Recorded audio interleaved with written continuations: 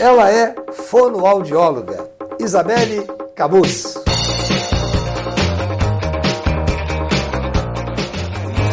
Tudo bem, Isabelle? Tudo bem, muito obrigada. Imagino, prazer ter você aqui. Isabelle, é o seguinte, assim como eu, apresentadores de programas de televisão, podcast, pessoas que precisam usar a voz como instrumento principal de trabalho, qual é o erro que mais reincide nos profissionais? O erro principal que a pessoa, ela não treinar a voz, né? Por exemplo, a pessoa precisa ter condicionamento vocal, ela precisa fazer exercício, se é uma pessoa que fala muito, que usa a voz com mais projeção, que precisa fazer maior esforço vocal, ela precisa estar com aquele aparelho fonador bem organizado, hidratado, com o músculo de cabeça e pescoço relaxado. Então, assim, a pessoa vive o estresse do dia a dia, tem uma gravação e aquilo está tenso, ela acaba não conseguindo relaxar aquela musculatura e acaba ficando nervoso também, o emocional conta muito no dia e isso prejudica, né? Fora que a pessoa precisa se preparar. Se ela vai dar uma palestra, ela vai precisar treinar aquela palestra bastante para que fique uma coisa natural e também evitar alguns alimentos, por exemplo, alimentos gordurosos. É extremamente ruim para a voz. Derivados de leite que provocam a secreção, o muco ele aumenta e isso é muito ruim, porque pode dar um pigarro na hora que ele está falando ali. Então, ele precisa se preocupar com o sono, com a alimentação e com o treino vocal, né? Fazer um bom aquecimento vocal antes é muito importante. Normalmente, esses profissionais da voz, eles precisam já ter um acompanhamento com um fonoaudiólogo, com um profissional, porque senão vai acabar com o tempo gerando uma lesão ali. Se ele força muito a voz durante o dia, e isso constantemente, semanalmente, meses, acaba gerando um problema para ele. E quais são os exercícios que você sugere que podem ser feitos para melhorar a dicção e a clareza ao falar? Olha só, os exercícios, tem alguns que são individuais. Por exemplo, você tem que passar por uma avaliação para você ter aquele exercício específico para você, porque tem uma pessoa que pode ter um bruxismo, não consegue abrir muito a boca, mas eu consigo te passar agora um exercício meio geral, que são os exercícios para dicção e articulação, ou seja, você pode falar o pra, tra, crá. Esse é um exercício que até os atores, você com certeza deve conhecer, que é o pra, tra, crá, pré, tré, cré, pri, tri, cri, pró, tró, cró, pru, tru, cru.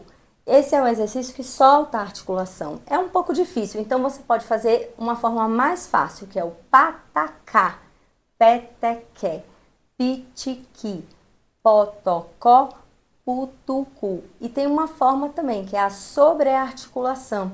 O fato de você falar de forma exagerada, a sua boca ela vai abrir mais. Então é um exercício que você treina a sua articulação, de você abrir a boca para falar. Não adianta você falar para dentro e falar pequenininho, abrindo um pouco a boca, que não vai conseguir. Com relação aos exercícios vocais, para você ganhar um pouco de projeção, você pode fazer vibração de lábios, que é super simples. Seria... Aí você pode fazer subindo. Aí eu gosto de usar o dedo aqui para dar um apoio, uma pista cerebral para poder você conseguir fazer.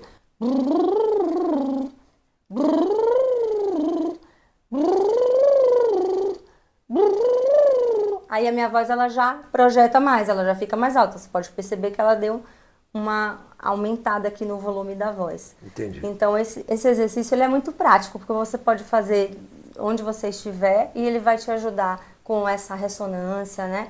É um exercício prático, assim, bem fácil e todo mundo consegue. E pode até molhar o lábio, se tiver um pouco difícil, pode fazer assim, que aí também consegue. Os profissionais da voz devem fazer esses exercícios diariamente, independente se eles forem trabalhar ou não naquele dia? Sim, é muito importante para você conseguir ganhar essa amplitude de boca na fala, para você condicionar aquela articulação, né, da dicção e também a questão vocal. Só que assim, esse é um exercício, né? Precisa fazer uma avaliação para ver se ele tem, digamos assim, um paciente, ele pode ter um ronco, ele pode ter um bruxismo, e aí tem alguns exercícios que quando a gente tem alguns músculos que estão mais elevados e mais tensos ou muito mole, muito com a hipotonia, né, que é mole, a musculatura, então ele não consegue fazer. Então tem que ter um tratamento direcionado mesmo. Mas esse dá pra gente começar. Para uma pessoa que nunca fez fono, sentir um pouquinho, sentir como que funciona. Na avaliação, você pede para fazer algum exame com otorrino? Sim, se o paciente ele já vem com uma queixa do otorrino, a gente faz esse trabalho conjunto. E se ele não tem, e na avaliação eu percebo que precisa, eu encaminho sim. Quais são os problemas que podem aparecer após você analisar? Como se chama? Videolaringoscopia, Sim. nasolaringoscopia. E o que você se vê? for da deglutição, que é um engasgo, vitodeglutograma. A gente vai ver se na prega vocal ela está machucada, se ela está com um sulco, se ela tem um pólipo. Então, assim, são várias patologias vocais que, com o passar dos anos, a pessoa usando a voz de forma incorreta, isso pode lesar. Então, o mais importante é essa prevenção. Mesmo que a pessoa, eu comecei a minha carreira agora, tá, mas daqui 3 anos, 4 anos, você usando essa voz todos os dias, às vezes você não vai estar tão bem, você vai ter que forçar mais.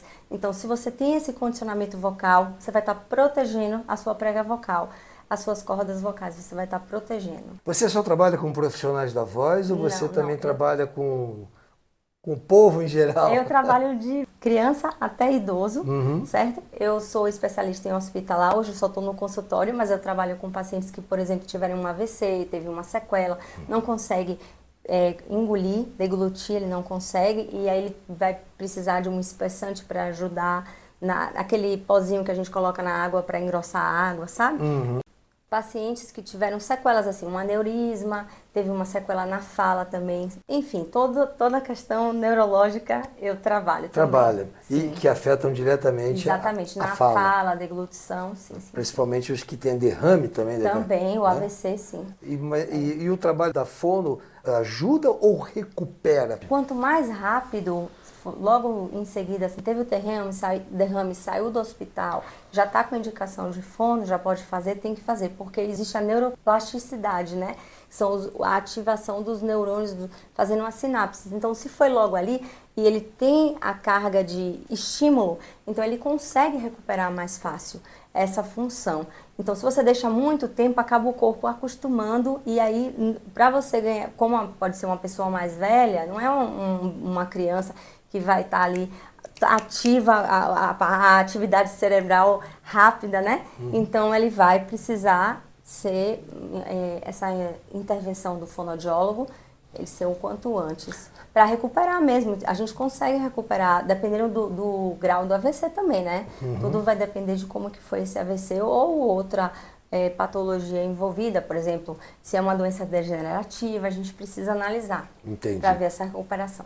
O nervosismo, o estado emocional, pode impactar na voz também, né? Muito. Ele é um fator que, olha, hoje em dia afeta demais. Mas pode acontecer, por exemplo, a pessoa teve uma briga familiar.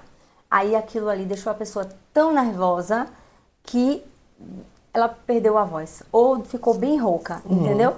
Ou vamos pensar em outra questão. Ela tomou um susto, sei lá, alguém na família morreu. Ou perdeu o emprego no trabalho. E aquilo ali também pode afetar muito a voz. Então, assim, a gente tem que lidar. Todo mundo passa por problema e a gente tem que aprender que se a gente está com aquela voz mais condicionada, vai afetar, mas não tanto, porque o aparelho está preparado.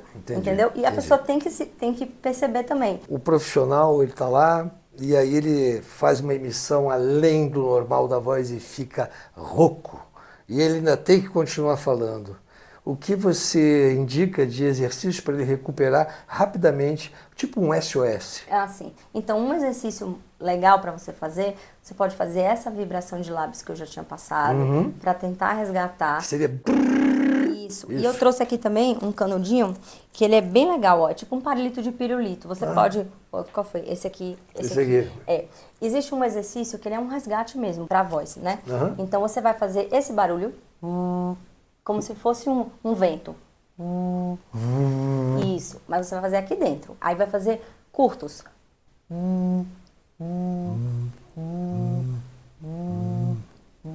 Esse exercício, ele volta a voz. Sério? Pode variar ele. Se você quiser deixar sua voz mais grave, mais aguda, você pode botar ele mais pro grave ou subir. Aí a voz, ela dá uma afinada. Então isso aqui vai fazer quem tá rouco. Dá aquela Ok. melhorada. O café também ele pode travar? O café, sim, o café é um pouco complicado. Por quê? Porque o café, ele dá ele aperta, sabe? Que nem o efeito do álcool. Sim. O álcool, ele aperta o músculo. Quando você vai usar muito a voz, evitar o café. Toma depois, que falou. Então, antes não, mas depois você toma. A mesma coisa o leite, o chocolate, o iogurte, o Nescau, o que você for, o achocolatado. Toma o café com leite, o cappuccino, né? Sim. Toma depois. Pois é. Antes você usa suco cítrico, limão, laranja, tangerina. Eles são ótimos, eles são adstringentes, então eles vão deixar a musculatura melhor, eles vão dar mais, fazer uma limpeza, né? Então isso daí ajuda demais. É verdade que a maçã, ela limpa a garganta? A maçã, dentro da semente, tem uma substância que chama pectina. Ela espalha essa substância, ela espalha para a maçã toda. E aí o que acontece? É astringente.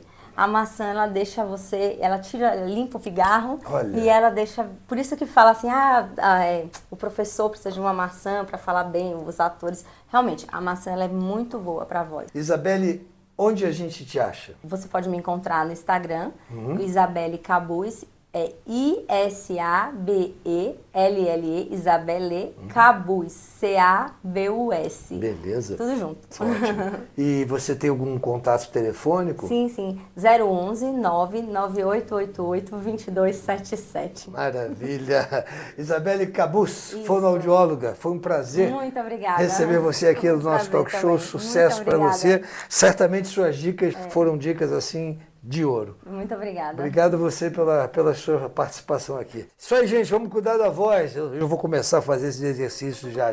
Até o próximo programa.